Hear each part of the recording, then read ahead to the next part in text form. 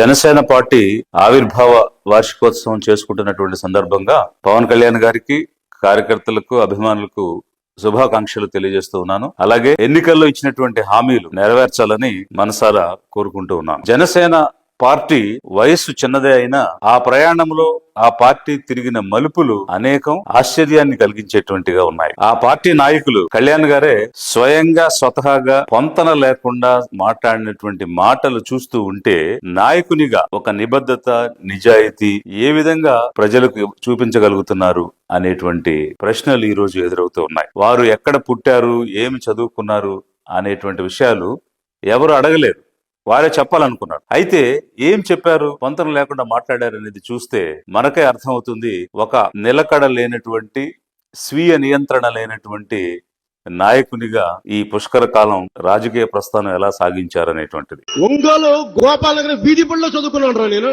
బాపట్లో పుట్టాను. నేను పల్నాడులో పుట్టాను మర్చిపోకండి. ఎక్కడ పుట్టానో నాకు తెలియదు. మన సిద్ధవటాన్ని చూసి నేను అనుకుంటా ఉన్నా, ఇక్కడ నేను పుట్టుంటే ఎలా ఉండేది గ్రామంలో అనిపించింది. నేను చిన్నప్పుడు చిరాల్లో పెరిగినవాడు. బందర్లోనే పుట్టారు. నేను గుంటూరులోనే పుట్టా. నరసపురం బస్ స్టాండ్ లో తప్పిపోయాను నేను.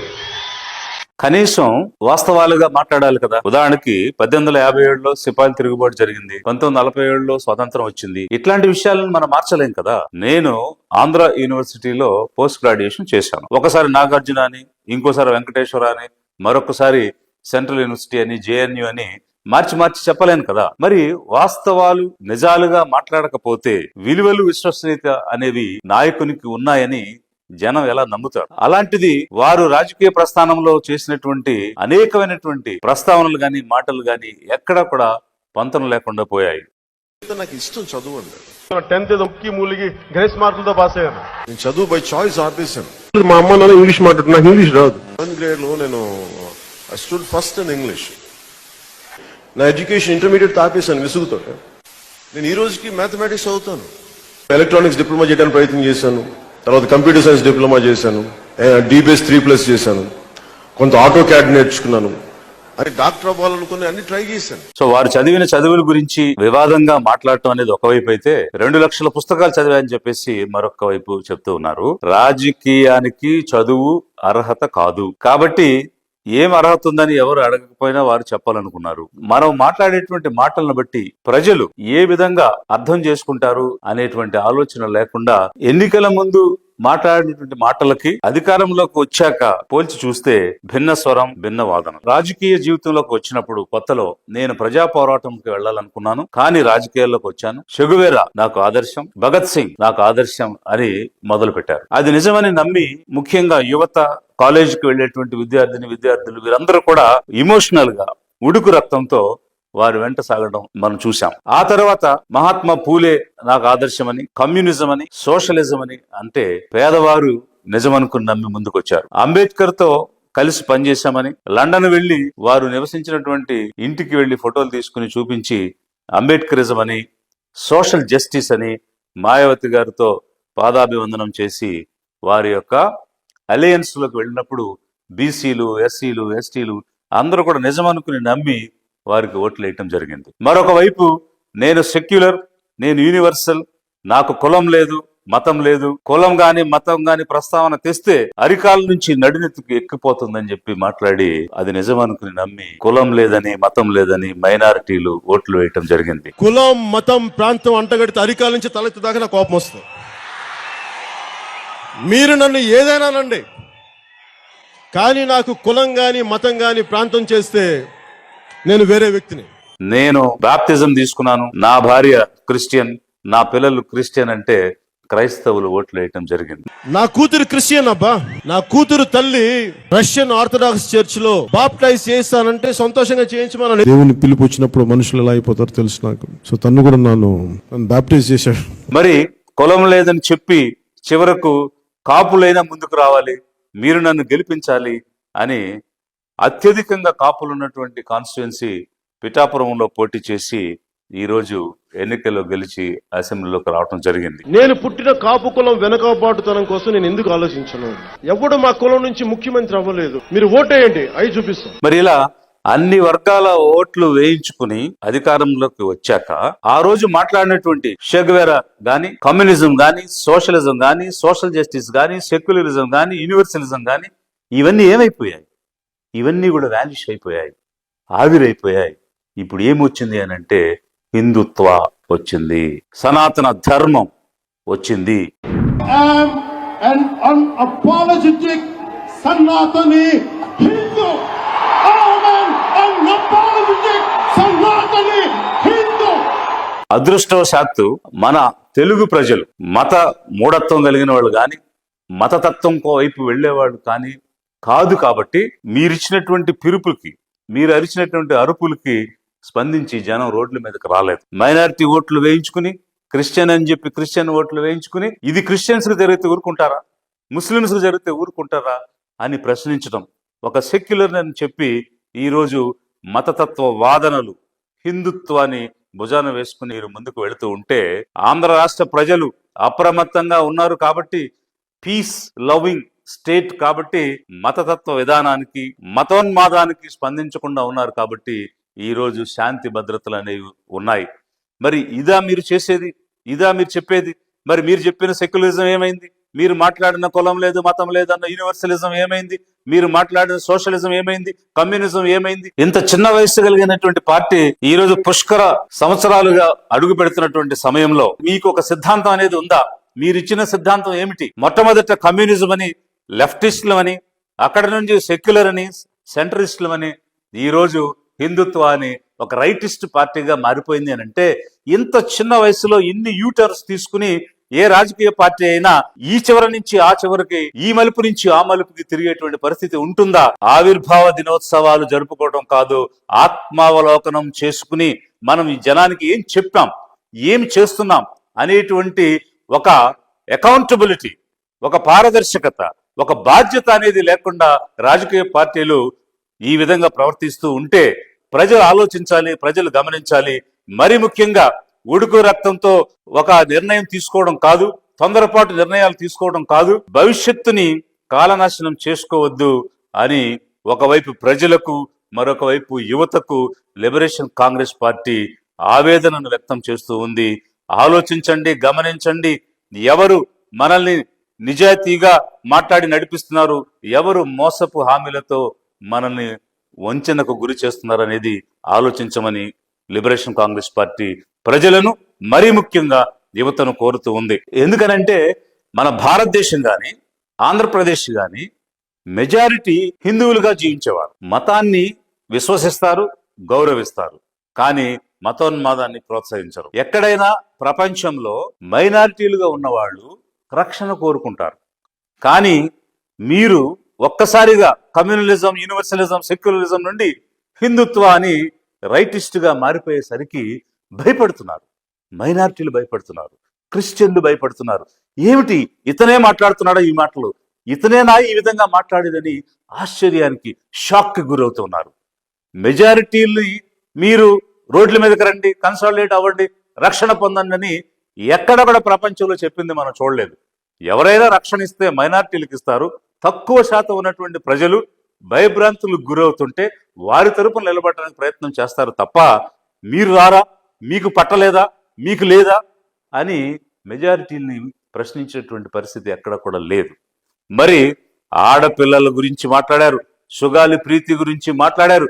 తల తీసే చట్టాన్ని తెస్తాను, ఒక ఆడపిల్ల మీద చెయ్యి వేయాలంటే భయపడే విధంగా మేము చట్టాలు తెస్తాం, పాలన చేస్తామని చెప్పారు. 30,000 మంది మిస్ అయిపోయారు, వాలంటీర్లు వాళ్ళని మార్చేశారని చెప్పారు. మరి నిజంగా 30,000 మంది మిస్ అయితే ఆ వాలంటీర్ల మీద ఎందుకు చర్య తీసుకోలేదు?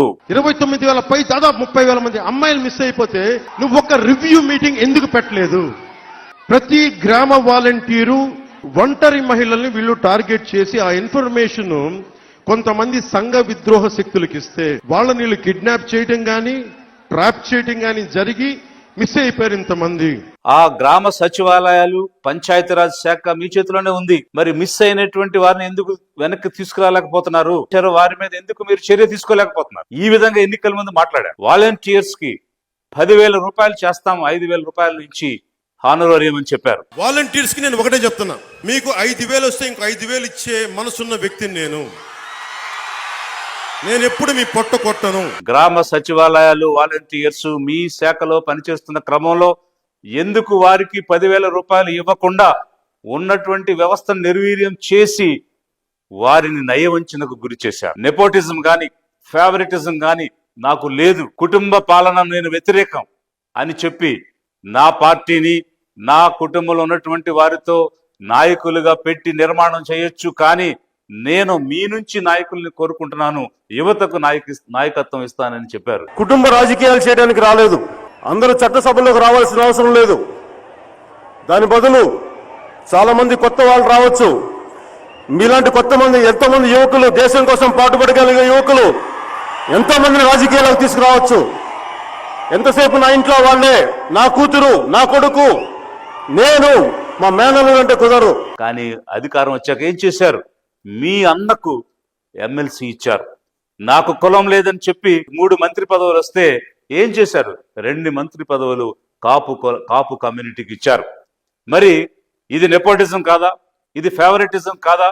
రాగద్వేషాలకు అతీతంగా, రాజ్యాంగబద్ధంగా, అంతఃకరణ శుద్ధితో, ఏ రకమైనటువంటి పక్షపాతం లేకుండా నిష్పక్షపాతంగా పనిచేస్తామని ప్రమాణం చేసి పూర్తిగా విరుద్ధంగా రాగద్వేషాలతో, ఫేవరెటిజంతో, నెపోటిజంతో ఒక కాస్ట్ ని ప్రోత్సహించే విధంగా ఈ పార్టీ అంటే కాపులకే పరిమితం, ఏ అవకాశం వచ్చినా మా కుటుంబానికో కాపులకో ఇస్తాము అనేటువంటి విధంగా పని చేయటం నయవంచన కాదా? మీరు ఎన్నికల ముందు గత 11 సంవత్సరాలుగా పార్టీని నిర్మించినటువంటి క్రమంలో మాట్లాడేటువంటి మాటలేమిటి?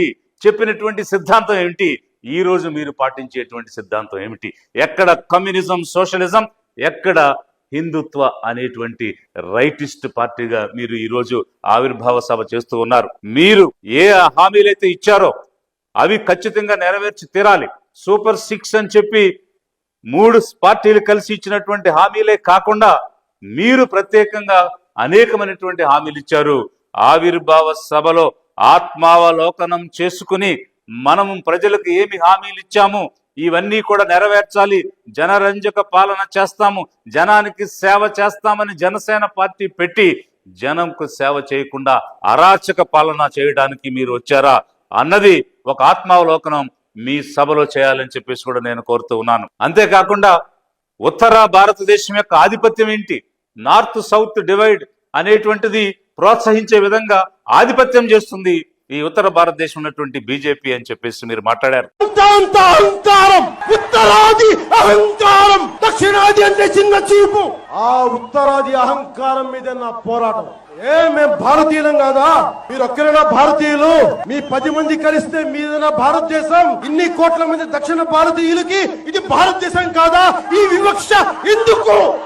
ఎందుకు ఎందుకు ఎందుకు? అలాగే మనకి కూర్చోబెట్టి ఉత్తరానికి, ఉత్తర భారతానికి మనకి సంబంధం లేదన్నట్టుగా, దక్షిణాది వేరు ఉత్తరాది వేరు అని చెప్పి పిచ్చి ఐడియాలజీ కానీ ఇవన్నీ మనం కౌంటర్ చేయాల్సి ఉంది. Arguments through rational argument, through proper logical arguments తోటి, బలమైన సాక్ష్యాధారాలతోటి. చాలా మంది ఎక్స్పర్ట్స్ ఉన్నారు. అలాంటి గొప్ప వ్యక్తులందరికీ మీరు ఒక ప్లాట్ఫామ్ కావాలి. అది మనకి ఆంధ్ర రాష్ట్రం చాలా మంది ఉన్నారు. మరి ఈ రోజు డీలిమిటేషన్ అనేటువంటిది తీసుకొస్తూ ఉన్నారు. నార్త్ ఇండియాలో ఉన్నటువంటి బిమారు స్టేట్స్ కి అత్యధికమైనటువంటి పార్లమెంట్ సీట్స్ ఇచ్చి మనకి తక్కువైనటువంటి పరిస్థితి వస్తుంది.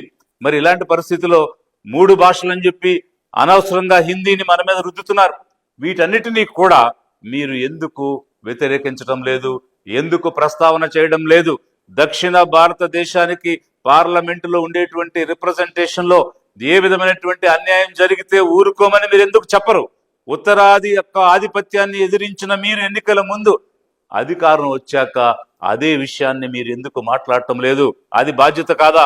రాష్ట్ర ప్రజల ఎడల మీకు బాధ్యత లేదా? మన రాష్ట్రానికి కావాల్సిన ప్రాతినిధ్యం పార్లమెంట్ లో ఉండాల్సినటువంటి అంశం మీద మీకు బాధ్యత లేదా అన్న విషయాలన్నీ కూడా ఒక ఆత్మావలోకనం చేయాలి. ప్రజలను కూడా నేను ఆలోచించమని కోరుతూ ఉన్నాను. జనరంజక పాలన ఇస్తానని అరాచకత్వం సృష్టిస్తున్నారా? మీ పుట్టుక గురించి నిజం చెప్పలేదు, మీ చదువు గురించి నిజం చెప్పలేదు, మీ సిద్ధాంతం గురించి నిజం చెప్పలేదు.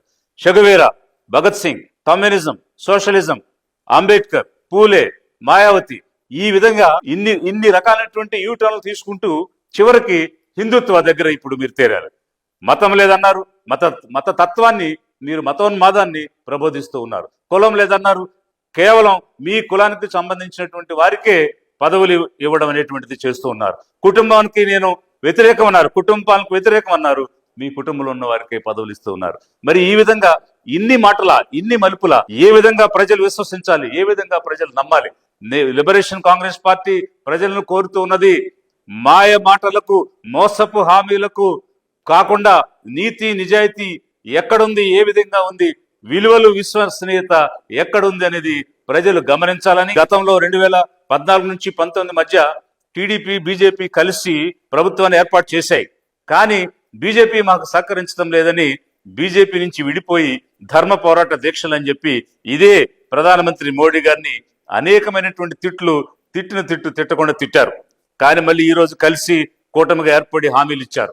రేపు మీరు మళ్ళీ ఇదే రకంగా టీడీపీ సహకరించలేదు, బీజేపీ సహకరించలేదని సాకులు చెప్పి అక్కడ నుంచి విడిపోయి బయటకు వచ్చి అందుకు నేను హామీలు నెరవేర్చలేకపోయానని చెప్తే ప్రజలు క్షమించే పరిస్థితి లేదు. ఇప్పుడున్నటువంటి ప్రభుత్వం కంటే గొప్ప పాలన ఇస్తామని, శాంతి భద్రతలు కాపాడతామని చెప్పి మధ్యలో బయటకు వచ్చేసి అందుకే నేను బయటకు వచ్చాను, అందుకే నేను చేయలేకపోయాను అనేటువంటి మాటలు మాట్లాడితే అది ప్రజలు నమ్మే స్థితిలో ఉండరు. ఎందుకనంటే నేనే కదా బీజేపీని తెచ్చాను, నేనే కదా కూటమిని ఏర్పాటు చేశానని చెప్పే మీరు హామీలు నెరవేర్చే అంశంలో ఎందుకు చొరవ తీసుకోవడం లేదు? ఎందుకు మీరు బాధ్యత శ్రద్ధ తీసుకోవడం లేదు? తప్పకుండా ఈ హామీలు నెరవేర్చాలని లిబరేషన్ కాంగ్రెస్ పార్టీ డిమాండ్ చేస్తూ ఉన్నది.